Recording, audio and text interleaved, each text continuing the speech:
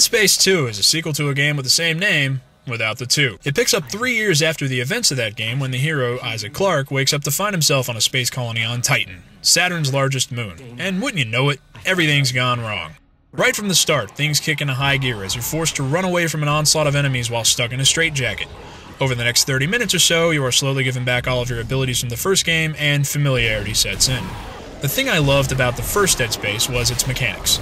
Quite simply, it out-Resident Evil'd Resident Evil. The abilities to strafe, move while aiming, and draw items to you with kinesis were all simple improvements made to an existing formula that ratcheted up efficiency tenfold.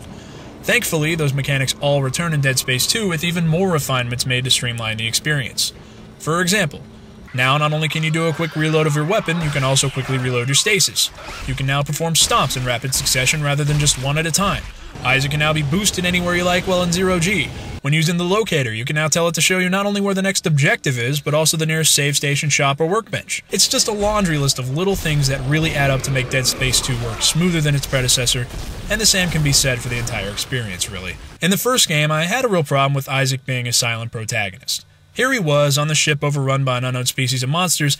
You'd think if he came across a survivor, his main priority might be to protect them so he could question them and get some answers. Instead, he would stand there emotionlessly as they were killed, they killed others, or they even killed themselves. It just didn't make any sense. It wasn't until Dead Space Extraction that the universe had its first truly immersive storytelling experience, but that was made by a completely different developer, so I was a little skeptical going in that the team at Visceral could suddenly get it and make drastic improvements. Boy, was I wrong. The combination of interactive cutscenes, amazing set pieces, and absolutely stellar voice acting make for a vast improvement over the first game. Finally, Isaac Clarke speaks his mind, and the decision to let him do so was, I think, the right one. We're doing more. Listen to me, man. Will it matter? Listen to me! Matter! We can both get out of here. Just cut me out of this straitjacket. No one's getting out of here alive. No one. Don't do it. Don't worry, he's not a one-liner spewing, indestructible machine with the best luck of any fictional character in history. Rather, his portrayal is incredibly grounded. It makes him much more relatable than other main characters in similar genres.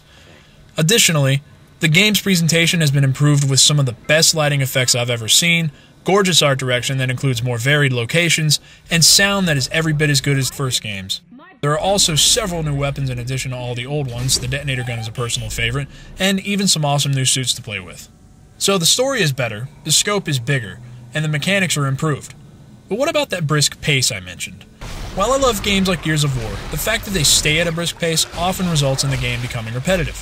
Also, the first Dead Space was a slow game that focused on atmosphere and make-you-jump moments to get the player's heart racing. Did Visceral sacrifice all that? Thankfully, no. The pacing is absolutely outstanding in Dead Space 2. While the basic clear the room and move on premise still rings true, there are many times where things slow down considerably and you're left with nothing but peace, quiet, and your flashlight.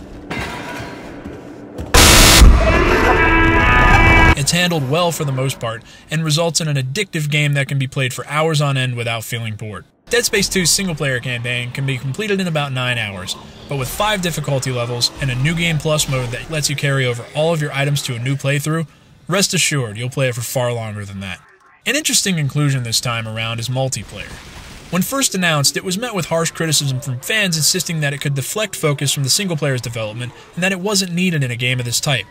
Well, after having spent some time with it, I pretty much agree it wasn't needed.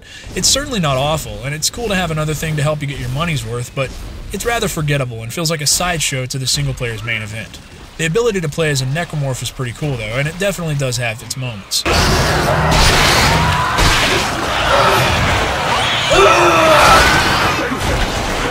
Honestly, I'm unenthusiastic about most of EA's multiplayer games these days because they like to shut down servers about 2 years after release. Hopefully they don't do that, but if the community isn't very large, it'll probably happen, so I'd recommend you not get too attached. In the end, Dead Space 2 is definitely an improvement over the first.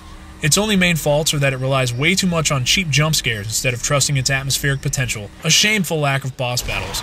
The last hour and a half falls into that pit of repetition that it spends so much time avoiding otherwise, and it disappointingly falls back on respawning enemies to keep the player moving sometimes. Also, the multiplayer is nothing spectacular.